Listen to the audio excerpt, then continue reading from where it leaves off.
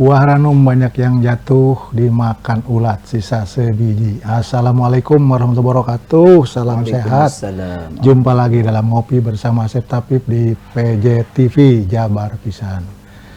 Alhamdulillahirrahmanirrahim. Allahumma sholli ala Muhammad wa ali Muhammad. Pemirsa yang berbahagia, berjumpa lagi ya. Kali ini kita akan coba mengupas masih tentang ekonomi Islam dan juga masih dengan tamu kita yang dulu pernah ke sini, yaitu Pak Erwan Komara ya, dosen agama Islam di Universitas Tangga Buana Bandung. Dan kita lanjutkan karena beliau memang sedang, mungkin mata kuliahnya sedang membahas tentang ekonomi Islam, jadi sedang ingin ngobrol itu. Dan hari ini kita akan ngobrol tentang bagaimana pengalihan riba ya, itu dengan dalam pengelolaan dana tentu saja di konsep yang keislaman gitu ya. Pak Erwan, selamat datang kembali ya. Alhamdulillah ya, kita bisa berjumpa lagi. Silakan disambut dulu pemirsanya yang sudah menunggu. Alhamdulillah wassalatu wassalamu ala Rasulillah. Para pemirsa PJTV, selamat berjumpa lagi dengan saya Erwan Komara yang masih membahas tentang ekonomi Islam. Ini temanya sekarang sangat menarik para pemirsa ya. Kita saksikan berikutnya. Jadi sekarang ke pengelolaan dananya langsung ya.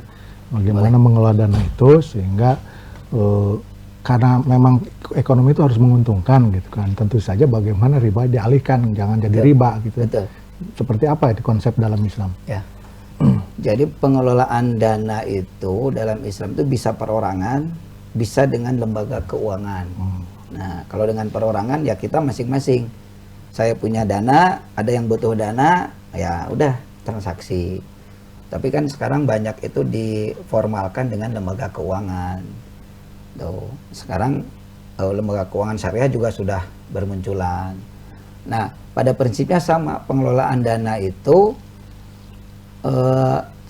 yang punya dana diharuskan untuk menggolang dananya. Dan Islam juga mengatakan begitu. Jadi kalau kita punya uang jangan disimpan.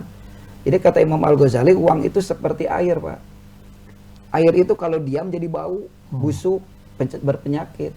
Nah, kalau uang didiamkan begitu saja, sama. Jadi bau, jadi busuk, jadi penyakit. Dimakan cecungu kepalanya. Apalagi disemen di hadapan bantal, terus ketembang puluh-puluh tahun, tidak produktif. Maka kata dalam Islam tuh modal atau dana itu harus diproduktifkan. Dengan cara apa? Digolangkan begitu.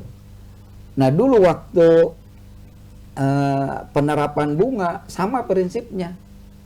Jadi kata si Bacon itu ya, orang yang pertama kali pencetuskan bunga, kata dia, ini kita itu banyak yang punya modal, punya uang, tapi enggan untuk meminjamkan.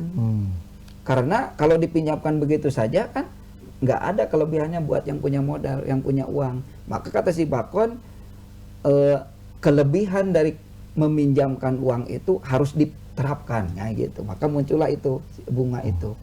Nah, kalau Islam sering melarang. Nah, dengan cara apa? Maka ada nanti 3 skema, Pak, 3 skim, 3 cara lah, 3 metode untuk menghindari riba, tapi dana bisa bergolang dan bisa produktif. Tuh. Ini juga sudah diterapkan di berbagai lembaga keuangan syariah. Yang pertama apa? Ada yang dinamakan mudharabah. Nah, mudharabah itu apa? Mudharabah itu adalah penyediaan modal dari yang punya modal kepada yang mau usaha. Ya, jadi ingat, yang mau usaha. Jadi tidak konsumtif, tapi produktif. Yang mau usaha dengan pengembalian dana ditambah dengan bagi hasil atau pengurangan nanti bagi rugi dari si pengusaha itu. Nah, sesuai dengan kesepakatan nantinya. Jadi kalau untung ada bagi hasil, bagi untung. Kalau rugi ya rugi sama-sama juga bagi sama. rugi. Maka kenapa tidak hanya bagi untung saja? Kalau bagi untung mah kan si pemodal aman, tapi ada bagi rugi. Oleh karena itu, walaupun itu dia sebagai pemodal, harus sama-sama ikut terlibat di dalam mengelola itu supaya tidak rugi. mungkin ada pembimbingan, ada pengawasan gitu. Nah itu konsepnya seperti itu. Itu jadi mudharabah. konsep bagi rugi itu sebenarnya bukan saklek untuk bakal rugi harus dibagi juga, tapi harus ada upaya supaya tidak rugi. Nah itu. Ini bentuk penjagaan ya dari yang punya modal. Pengawasan betul dan pembimbingan. Jadi jangan Ada tanggung kasih jawab doang juga, gitu kan. gitu. Itu. Idealnya seperti itu konsepnya.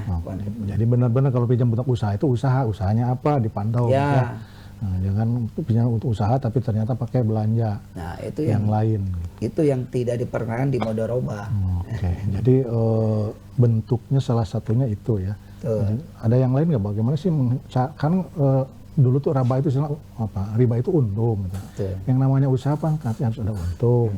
Ya, nah sekarang bagaimana caranya nih supaya si untungnya itu tidak riba gitu, atau menggantikan riba itu?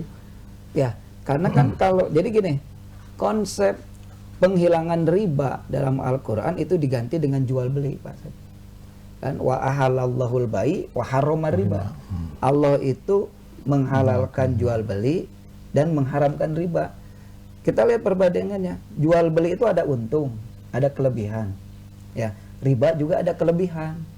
Tapi kelebihan yang dihasilkan dari jual beli dengan kelebihan yang dihasilkan dari dari riba itu beda.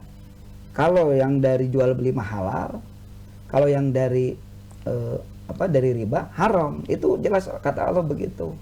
Nah, kalau tadi mudharabah karena dasarnya dari jual beli, sebesar apapun labanya itu sudah dikatakan halal oleh Allah.